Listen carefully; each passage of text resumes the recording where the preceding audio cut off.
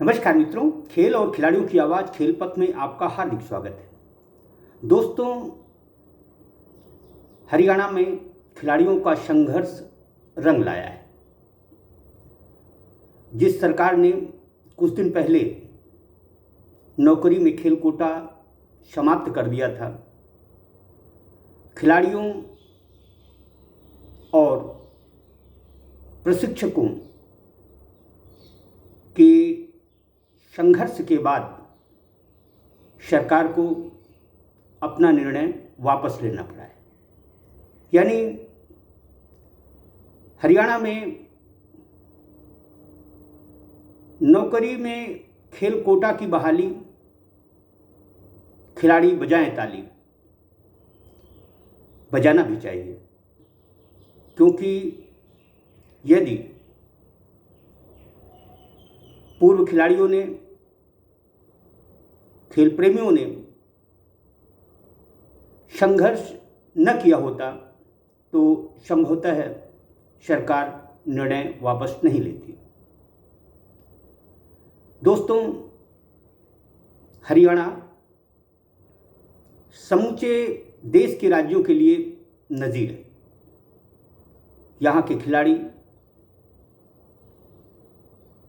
जिस तरह का प्रदर्शन करते हैं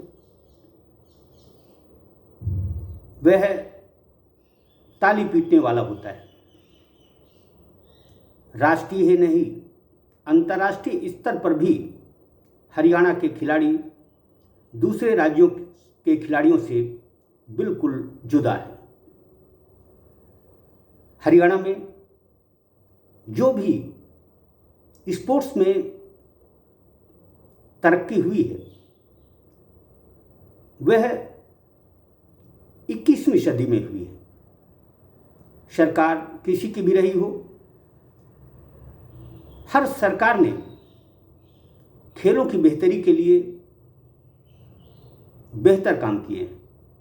इसके उलट उत्तर प्रदेश, मध्य प्रदेश के खिलाड़ी, प्रशिक्षक सिर्फ मायूसी का राग अलापते हैं। इसलिए मायूसी का राग अलापते हैं क्योंकि खिलाड़ियों और प्रशिक्षकों में हुकूमत के खिलाफ शंखनाद करने की हिम्मत नहीं है। एमपी और यूपी के प्रशिक्षक, खिलाड़ी इसलिए परेशान हैं क्योंकि उन्हें एकजुटता से सरकार को झुकाना नहीं आता। यद्यपि उत्तर प्रदेश में 2 साल पहले निकाले गए अंशकालिक खेल प्रशिक्षकों ने जबरदस्त प्रदर्शन कर योगी की सरकार की नींद हराम की थी, लेकिन कुछ समय बाद ही प्रशिक्षकों में फूट पड़ गई। खेल निदेशालय ने आउटसोर्सिंग के माध्यम से जैसे ही प्रशिक्षकों की भर्ती की प्रक्रिया शुरू की, प्रशिक्षक एक एक कर टूटते गए। यद्यपि नौकरी के लिए उत्तर प्रदेश में 2 खेल संगठनों ने दम भरा था, लेकिन दुख और अफसोस की बात है कि इन संगठनों के कुछ आला पदाधिकारी ही टूट गए। नौकरी जरूरी है, लेकिन दास्तापूर्ण नौकरी करना एक प्रशिक्षक के लिए शोभा नहीं देता। मध्य प्रदेश के प्रशिक्षक 1.5 दशक से संविदा पर काम कर रहे हैं। सरकार उन्हें नियमित करने का आश्वासन देती है।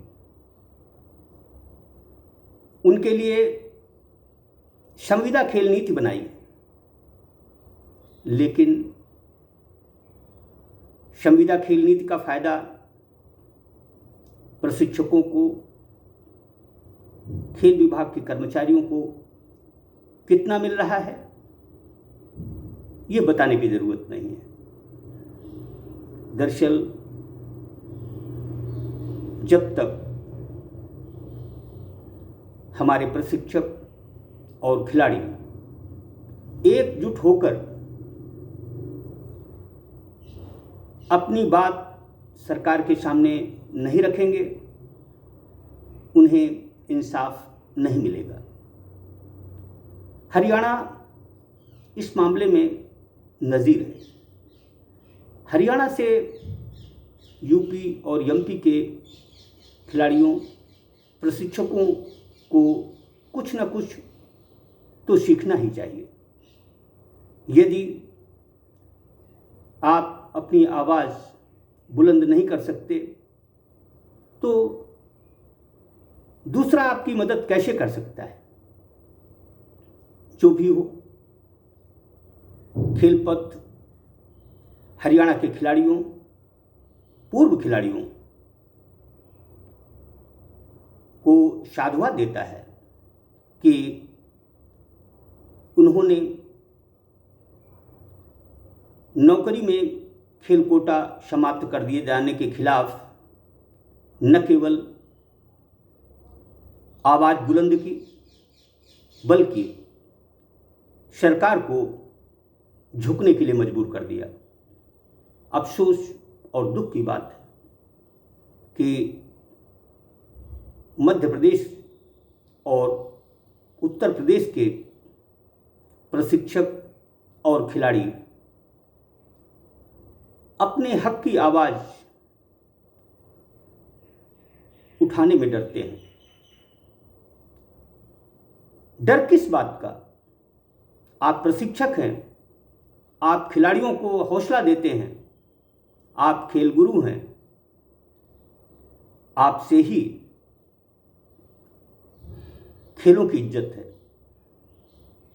यदि आप अपने पद को स्वयं नहीं समझेंगे तो हुक्मरान क्या समझेंगे? अभी भी कुछ नहीं बिगड़ा है। यूपी और एमपी के प्रशिक्षकों, खिलाड़ियों और आउटसोर्सिंग संविदा के माध्यम से नौकरी कर रहे अन्य कर्मचारियों से मेरा यही कहना है कि वे अपनी आवाज़ उठाएं, एकजुटता से सरकार के अनिर्णय के खिलाफ मुखर हों। इंसाफ जरूर मिलेगा।